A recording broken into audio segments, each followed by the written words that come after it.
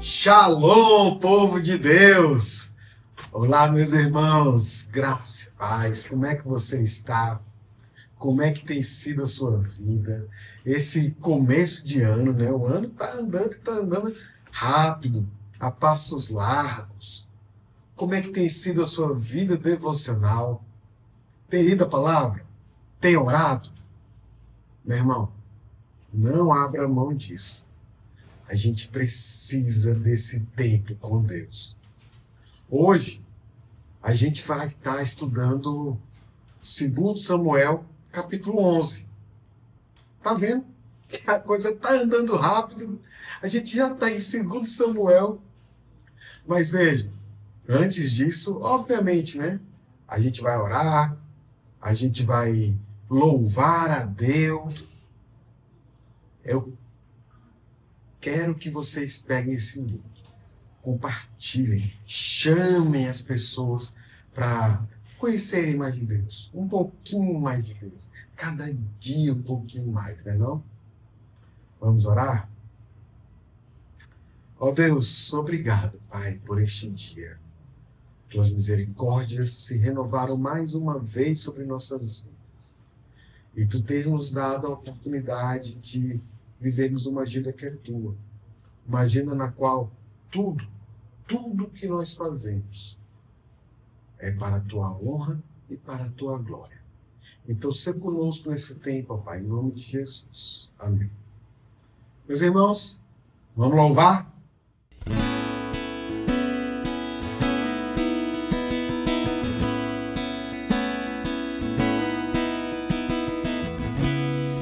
Mais altos montes ao mais fundo mar,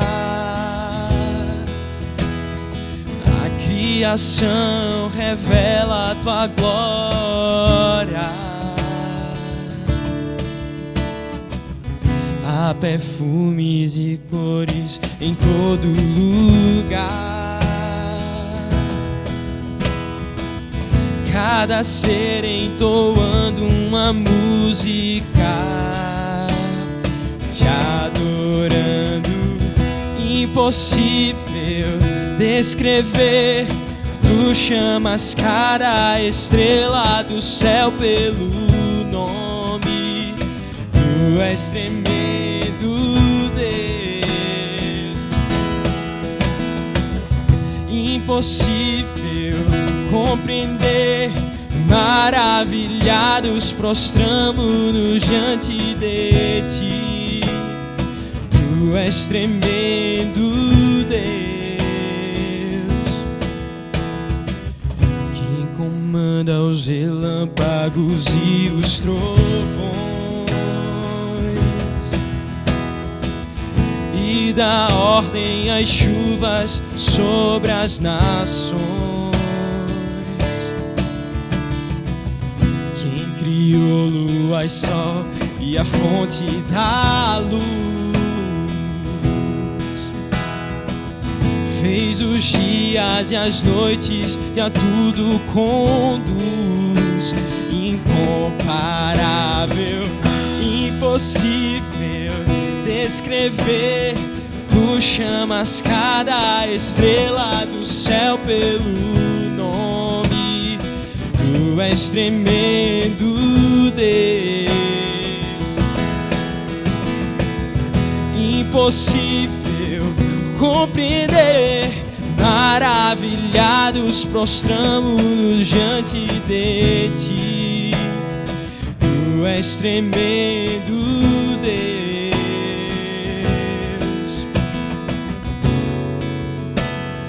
Tu és tremendo, Deus.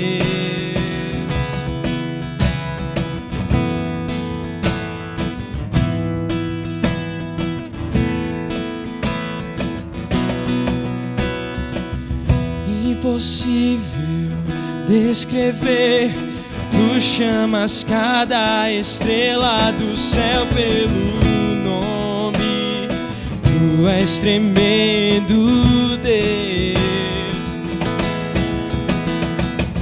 Impossível compreender, maravilhados prostramos-nos diante de ti. Tu és tremendo, Deus.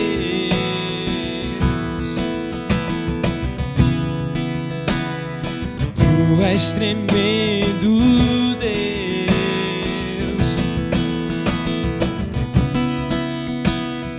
Tu és tremendo, Deus.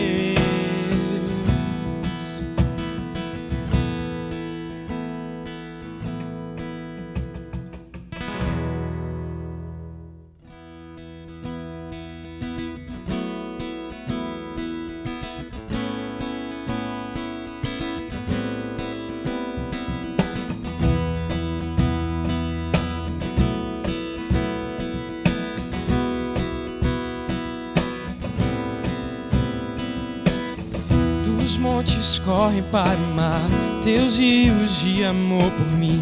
Eu abrirei meu coração, deixando a tua cura entrar. Me alegro por te pertencer, levantarei as minhas mãos. O teu amor me alcança e me faz louvar-te. Cantarei teu amor pra sempre. Cantarei teu amor pra sempre. Cantarei teu amor pra sempre. Cantarei teu amor pra sempre. Dos montes correm para o mar, teus rios de amor por mim. Eu abrirei meu coração, deixando a tua cura entrar. Me alegro por te pertencer, levantarei as minhas mãos. O teu amor me alcança e me faz louvar-te. Cantarei teu amor pra sempre. Cantarei teu amor pra sempre. Cantarei teu amor pra sempre. Cantarei teu amor pra sempre. Meu coração exulta, com alegria eu canto.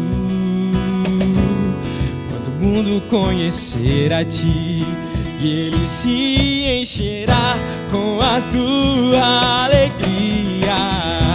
Cantarei teu amor pra sempre.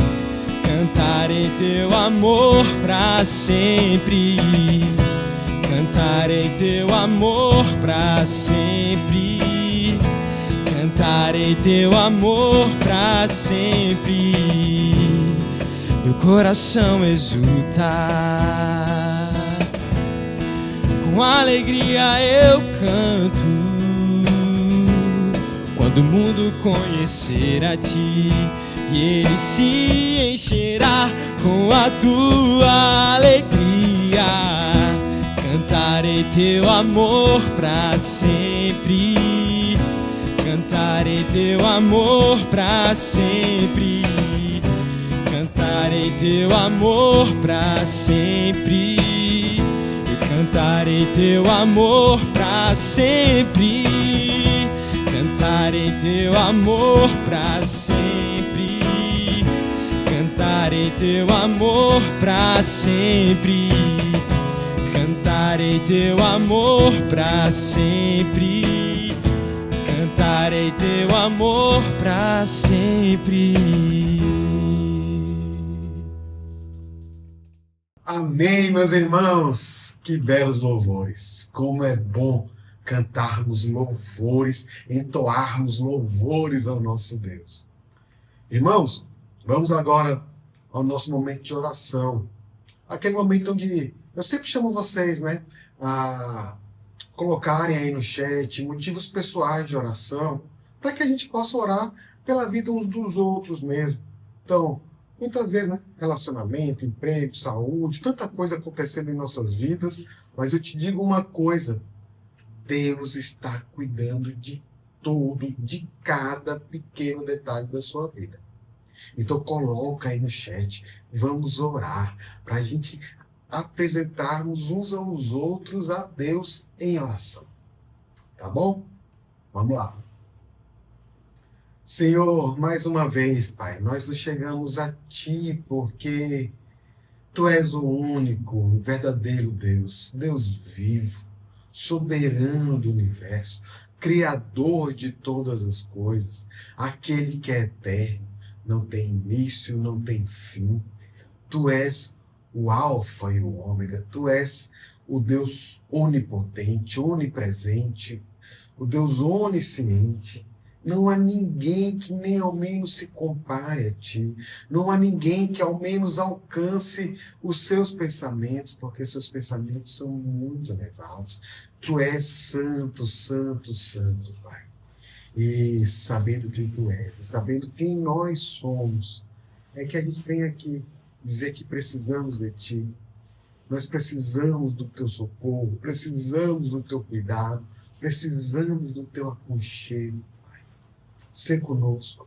Abençoa, Deus, esses meus irmãos que têm alguma causa, que estão diante de Ti clamando por socorro, seja questão de saúde, seja questão de emprego, às vezes alguma questão financeira, outras vezes relacionamento. Abençoa, Pai, abençoa a vida, Pai, abre portas de emprego, traz saúde, cura os relacionamentos, usa essas coisas para que a gente possa Te conhecer mais, meu Senhor. Ó, Pai, quero Te clamar também pela liderança que Tu tens colocado sobre nossas vidas. É ano de eleição, tantos nomes, tantas questões, tantas discussões. Nos abençoa, Pai, nos guia em meio a estes processos e levanta pessoas que cuidem do povo, que abençoem o povo, que mostrem aquilo que é bom aos Teus olhos para cada um de nós, meu Deus. Senhor, eu rogo também pelos nossos líderes espirituais, em especial pelos nossos pastores, nominando aqui, Deus, Pastor Sávio, Pastor Jean, Humberto, Pastor Letinho. Ó, Senhor, cuida também daqueles que estão nas congregações, Pastor Francisval, Pastor Elinho, Cezinha, nosso obreiro lá em Serra Branca, Presbítero André Peixoto. Abençoa também aqueles que estão servindo com ele, aqueles que estão congregando nessas localidades.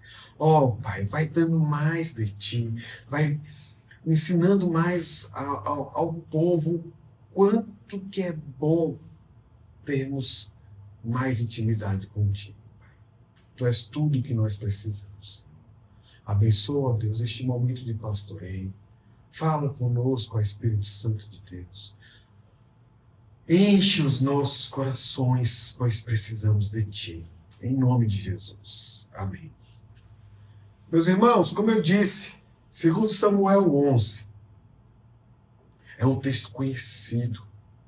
E conhecido por ser uma parte pesada, vou dizer assim, uma história difícil. A Bíblia é muito interessante, né? Porque ela não esconde os podres da história do povo de Israel, do povo de Deus. Talvez se fosse um outro livro de história, né? Um livro para contar a história de um determinado povo, o autor do livro estaria só falando ali das vitórias, das conquistas, das coisas boas, né? Da prosperidade do povo. Mas a Bíblia não. Deus, ele revelou para a gente essas questões, essas minúcias, porque na verdade tratam também sobre nós. E por isso que é tão importante a gente parar e meditar, né? Conhecer e meditar nesses textos, rogar a Deus que trate os nossos corações. 2 Samuel 11 é um capítulo que ainda está narrando a história, a vida do rei Davi. E o grande testemunho que a Bíblia dá sobre Davi é que é o homem segundo o coração de Deus.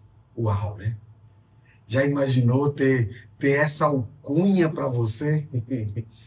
Mas esse é um texto que fala de um momento muito peculiar e muito difícil da vida de Davi. Tem uma Bíblia, uma tradução que foi feita na Alemanha, muitos anos atrás, séculos atrás, uma versão da Bíblia conhecida como a Bíblia de Berlenburg. E os comentaristas, quando eles falam desse capítulo, né, segundo Samuel 11, eles falam o seguinte, presta atenção aqui, podemos ver, por meio disso, quão profundamente uma alma pode cair quando se afasta de Deus e da direção de sua graça. Este Davi, que nos dias de sua perseguição não se valia sequer de meios realmente plausíveis para se defender, agora não se envergonhava de recorrer aos maiores crimes para encobrir o seu pecado. Ó Deus, quão grande é a nossa força quando nos apegamos a Ti, e quão fracos nos tornamos assim que nos afastamos de Ti. Os maiores santos estariam prontos para os piores atos, se Tu os deixasses, ainda que por um único momento, sem a Tua proteção. Quem reflete sobre isso abandona todo o pensamento de autossuficiência e de orgulho espiritual. Esse capítulo fala de Davi e Batseba, fala da morte de Urias. É um texto pesado, a gente conhece a história. E é por isso que os comentaristas da Bíblia de Berlenburg falam isso, né?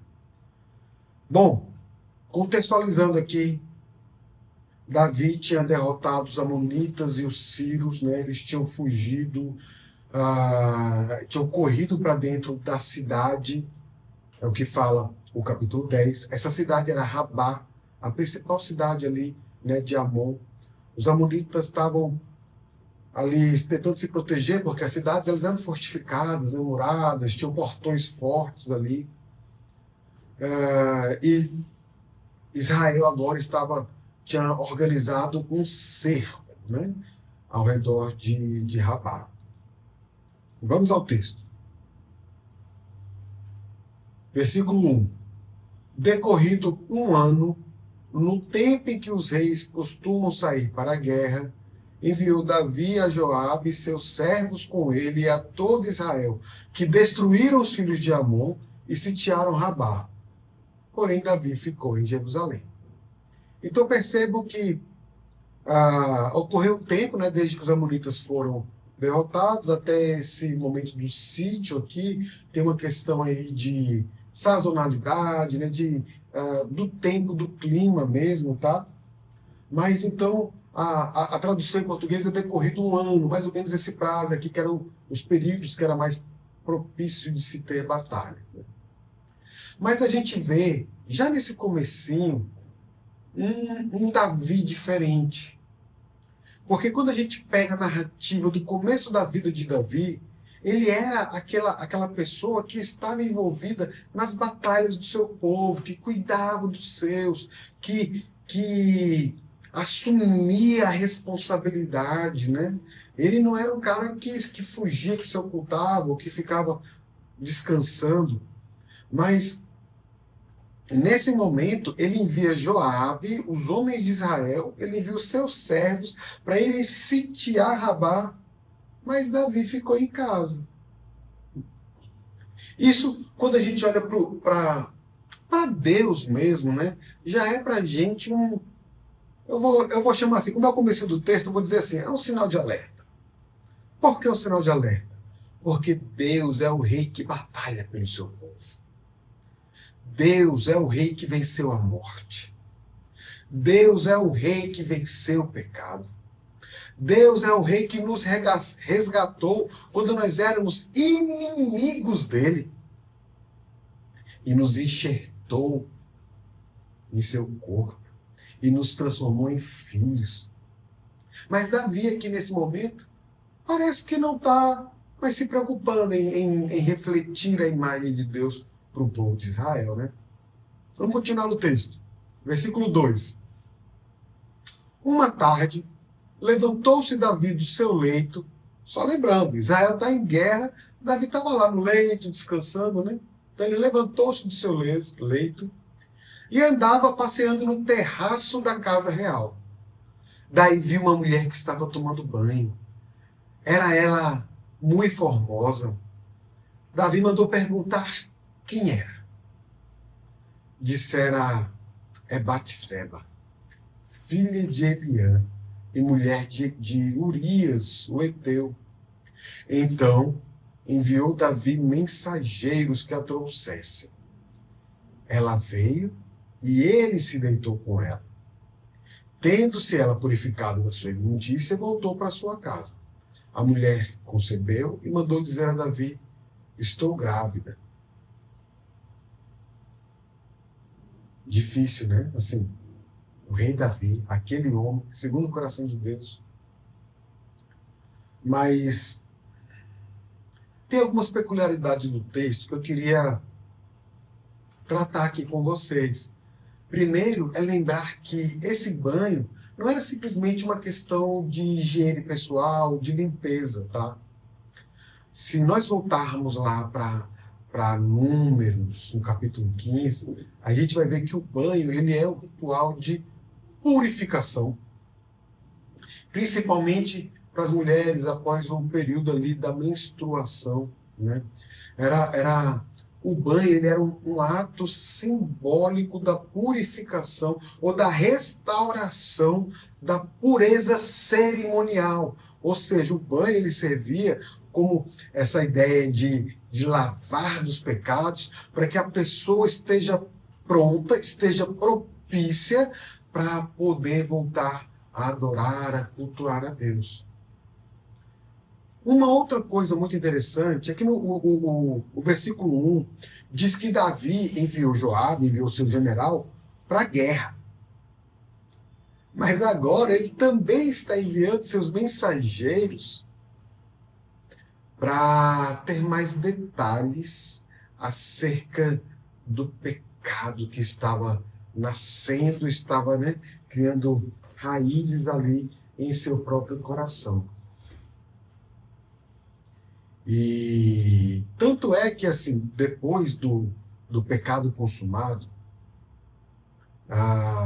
o texto diz que Batseba ela se purificou da sua imundícia, né? Então, obviamente tem a conotação sexual do pecado que foi cometido, mas também da questão da limpeza, do período, né, das mulheres.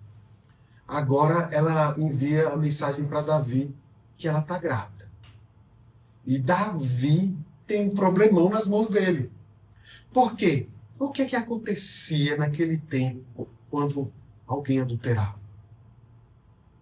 Se alguém descobrisse esse escândalo na vida de Davi, ele seria morto, apedrejado com razão.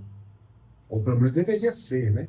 Talvez não, porque é rei, né? Então rei as pessoas talvez não matassem, mas no mínimo, mancharia a reputação do rei Davi. Aquela reputação impecável, né? Aquela questão do rei, pastor, enfim. E teria mais. E os outros militares? Os outros oficiais do exército, generais, soldados, que tivessem esposas bonitas? Como é que você vai para a guerra sabendo que teu rei fica em casa agora? O cara não vai querer deixar a mulher mais sozinha, não. Vai levar a mulher para a guerra. Ou então não vai mais para a guerra. Olha a confusão que Davi estava causando, não só para ele, para o reino, né? Então, na cabeça dele, né, vai pensar assim, isso não pode acontecer. Ninguém pode saber disso. Eu não posso morrer. Os meus soldados não podem ficar desconfiados de mim. Então ele elabora um plano ali, maquiavélico, para esconder o seu pecado. E o que ele parece ter, assim, esquecido, é uma coisa que, né, talvez Saul também fez, né? É que, por mais engenhosos que sejam os planos do homem, é impossível ocultá-los de Deus. Deus sabe todas as coisas. Certa vez eu vi um pregador falando assim, você está lá escondidinho, fazendo seu pecado, ninguém está vendo. Só que Jesus está em pé do seu lado, olhando tudinho. Bonito, né, rapaz? Bonito, né, moça? É isso, haveria consequências. Porém, quando a gente traz esse tipo de reflexão para a nossa vida, essa conversa, né, de falar que a gente não pode esconder nada de Deus, não há nada que seja oculto aos olhos de Deus, não há nada encoberto que não venha a ser revelado. Esse negócio parece mais uma teoria, né, do que realidade. Né? A gente parece que muitas vezes se preocupa muito mais com as consequências humanas das coisas que podem acontecer aqui do que com as consequências eternas. Né? Então, me parece que para Davi as coisas estavam soando assim também. E não acontece assim de ocasionalmente a gente acaba pecando, a gente faz uma coisa errada, sabendo que é errado, mas a gente faz deliberadamente, né? E no nosso coração, na nossa mente, está mais ou menos assim. Se ninguém descobrir, se ninguém souber, está tudo certo, não tem problema, né? As coisas vão estar bem resolvidas. Isso é o que importa. Se a gente conseguir manter tudo em segredo e a vida seguir aí sem interrupções, né, sem nenhum percalço, então a gente faz o que a gente quer e acaba escapando ali por pouco. E assim, sabe por que a gente pensa dessa forma? Porque as consequências terrenas do nosso mau comportamento, né, do nosso pecado, muitas vezes nos parecem mais reais, mais importantes, mais imediatas, palpáveis, do que as consequências celestiais. E aí acaba que a gente quer evitar isso a qualquer custo, né? Então, pegando aqui um caso semelhante de Davi, se alguém adultera, trai seu cônjuge, né? E o cônjuge descobre, provavelmente o cônjuge não vai ficar em silêncio. Muito provavelmente. E lá se vai uma boa parte do círculo social dessa pessoa. E o cônjuge também dificilmente vai esquecer, né, daquele ocorrido e tal. E o que é que vai acontecer? A nossa vida em casa começa a virar algo miserável. Além disso, e a igreja, quando os irmãos descobrirem, talvez eu tenha que mudar de igreja, né? Ir para uma outra comunidade onde ninguém me conheça. Mas ainda tem a família. A família vai ficar destruída. Os bens que você lutou ali para conquistar arduamente tal, vão ser divididos. Provavelmente isso vai trazer sérios problemas financeiros para a vida. E são por preocupações assim que a gente acaba se esforçando tanto, né, para evitar essas calamidades. Mas ainda falta responder a questão principal. E quanto a Deus? E quanto às consequências divinas do nosso pecado no que diz respeito ao nosso relacionamento com Ele? Me parece, né, no caso de Davi, também em nossas vidas, que isso geralmente a gente tem que ter mais facilidade de deixar de lado, né? E não, depois eu vejo isso, depois eu resolvo isso, não, depois isso não é tão urgente, né? Porque a gente não tem a expectativa de ser atingido por um raio, ou que caia o fogo do céu, ou que o chão se abra e engula a gente, né? Isso não é uma expectativa que normalmente a gente tem quando peca.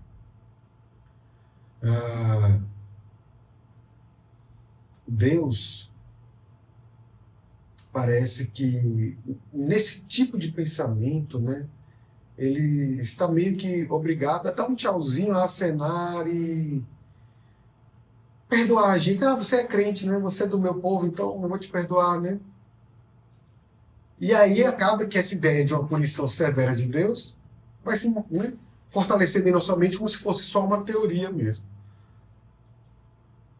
Mas mais do que isso, a gente é ensinado que o sangue de Cristo anula toda a possibilidade de punição divina. Então, aleluia, eu estou livre, né? Posso pecar à vontade. Não, Paulo trata sobre isso, isso é libertinagem, isso não é liberdade. E por mais equivocada que seja essa mentalidade, não é isso que muitas vezes assim a nossa natureza humana nos diz para acreditar e a gente acaba escolhendo acreditar.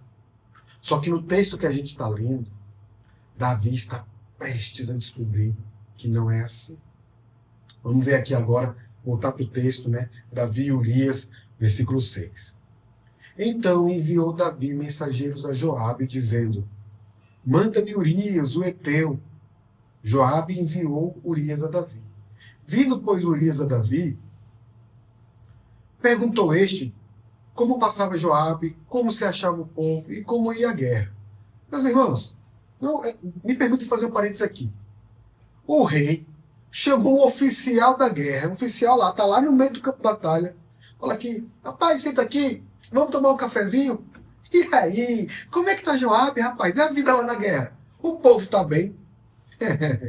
O Urias deve falar, rapaz, isso daqui não está muito certo, não, né? Tem alguma coisa aqui que está meio errado. Versículo 8. Depois disse Davi a Urias: desce a tua casa, lava os teus pés, né? Enfim, saindo Urias da casa real, logo se lhe seguiu um presente do rei. Porém, Urias se deitou à porta da casa real, com todos os servos do seu senhor, e não desceu para sua casa. Fizeram-no saber a Davi, dizendo: Urias não desceu à sua casa. Então disse Davi a Urias: não vens tu de uma jornada? Por que não desceste à tua casa? Respondeu Urias a Davi: a arca, Israel e Judá ficam em tendas. Joabe, meu senhor, e os servos de meu senhor estão acampados ao ar livre. E hei eu de entrar na minha casa para comer e beber e para me deitar com a minha mulher? Tão certo como tu vives e como vive a tua alma, não farei tal coisa. Então disse Davi a Urias: demora-te aqui ainda hoje, amanhã te despedirei. Urias, pois, ficou em Jerusalém aquele dia, e o seguinte: Davi o convidou e comer, bebeu diante dele e o embebedou. À tarde saiu Urias a deitar-se na sua cama com os servos de seu senhor, porém não desceu à sua casa. A coisa está indo de mal a pior, né? Mas deixa eu falar uma coisa aqui para vocês, que um princípio bíblico, né, que é tão claro, tão forte aqui, é que Urias, ao não obedecer Davi, ele honrou as autoridades espirituais sobre sua vida, e ele honrou a Deus. A gente costuma falar sobre honrar a autoridade, honrar pai e mãe, restringindo a obedecer. Mas o conceito de honrar ele é muito maior. Urias, ele foi leal a Joabe. Ele falou: rapaz, meu general está no campo de batalha. A arca do Senhor está em tendas. O povo está no campo de batalha. Como é que eu vou para casa? Ficar lá, descansar, escaldar os pés, dormir com minha esposa? Não, esse negócio não está certo. A gente precisa resolver primeiro essa questão e depois eu venho para casa. Urias foi leal a Joabe, foi leal a Davi e a Deus, obviamente. Só que isso deixou Davi desesperado.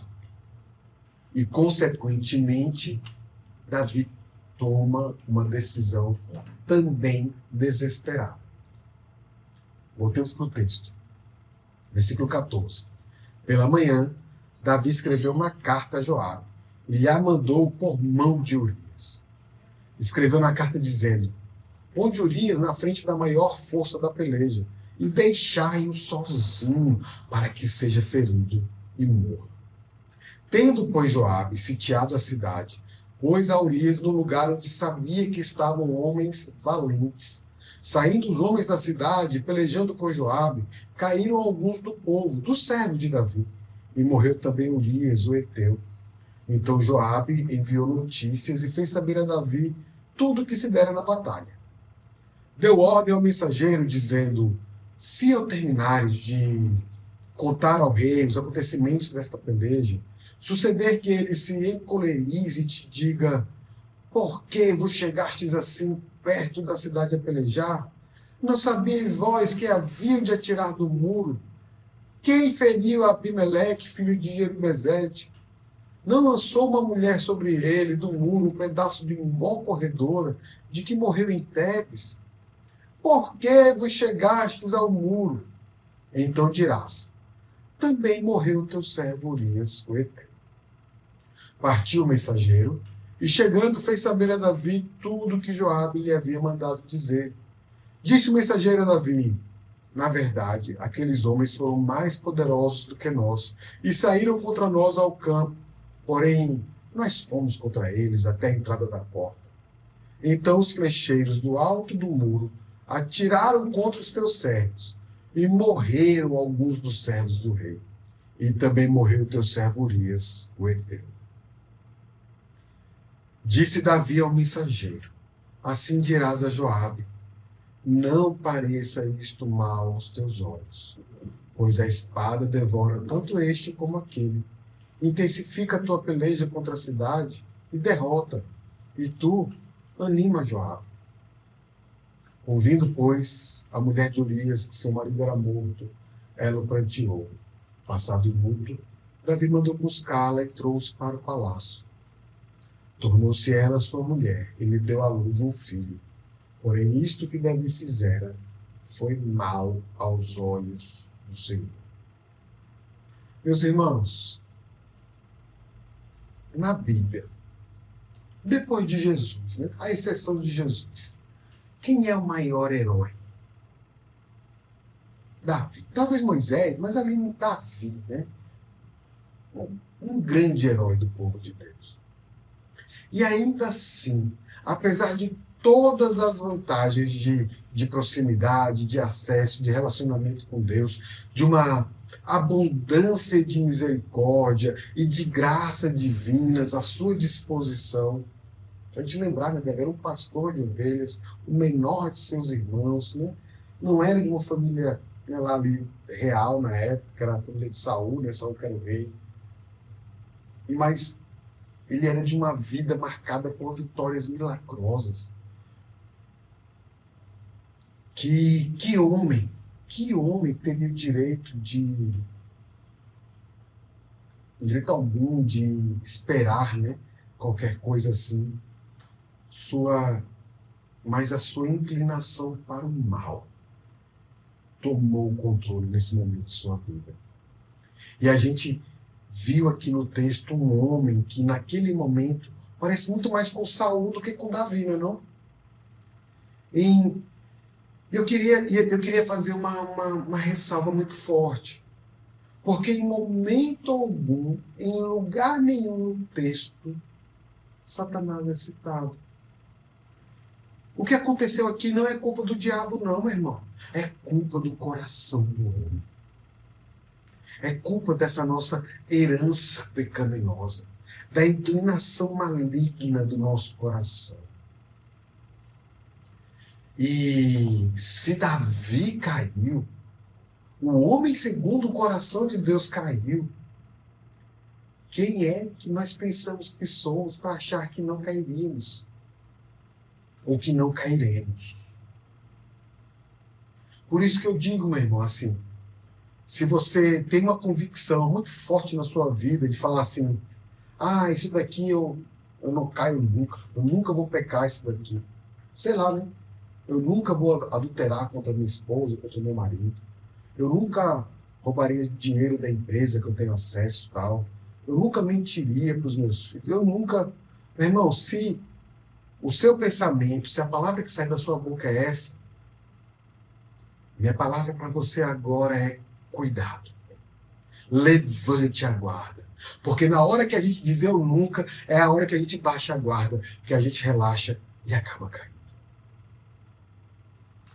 Não tenha dúvidas que nós não temos melhor dignidade do que ninguém. Assim como Davi caiu, nós também cairíamos e temos uma probabilidade, uma possibilidade grande de cairmos em algum pecado. Nós não somos melhores do que ninguém. Nós precisamos de Deus, da graça e da misericórdia de Deus, para nos livrar dos maus desígnios dos nossos próprios corações. Antes da gente pensar que somos melhores do que alguém, pensa assim: quem é que eu sou sem Deus? Lembram que os comentaristas lá, da Bíblia de Billy Graham, eles falaram?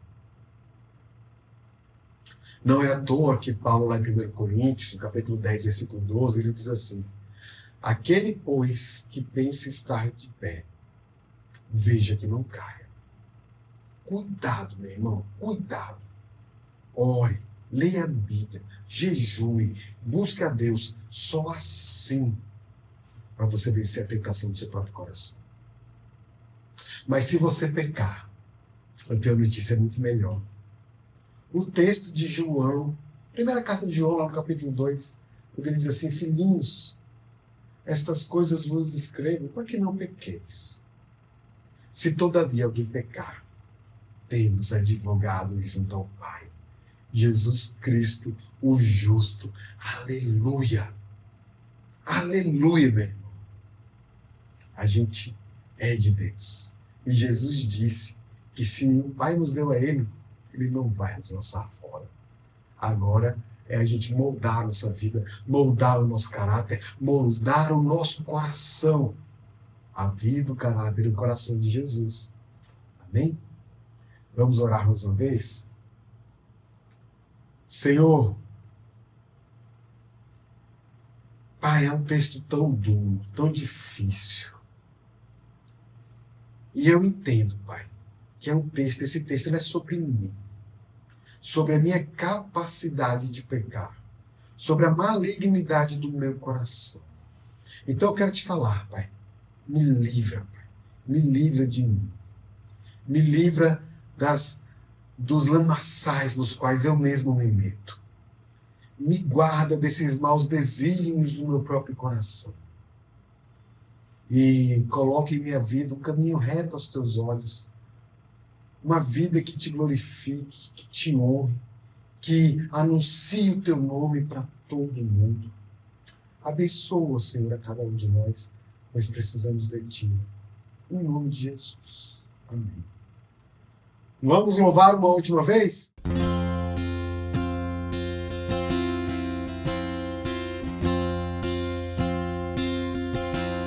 Tu és o Deus que sacia o deserto do coração, em quem devo confiar, a ti me apego.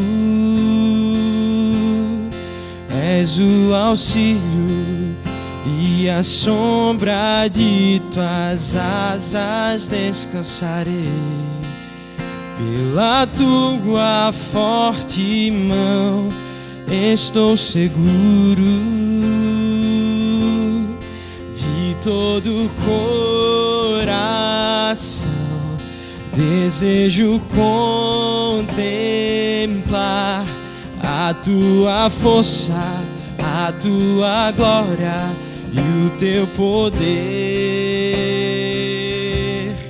Por toda a vida bendirei, levantarei as minhas mãos, todo o meu ser se satisfaz em teu amor.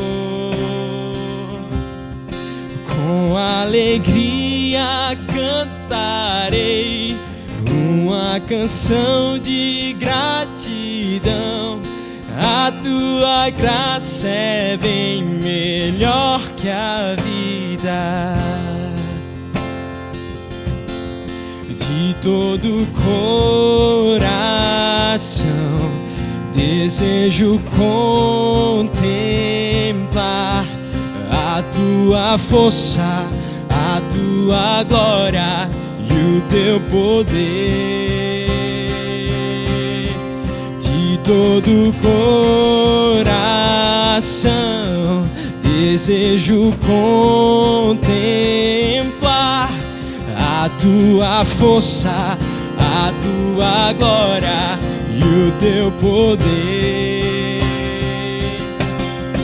Por toda a vida bendirei, levantarei as minhas mãos.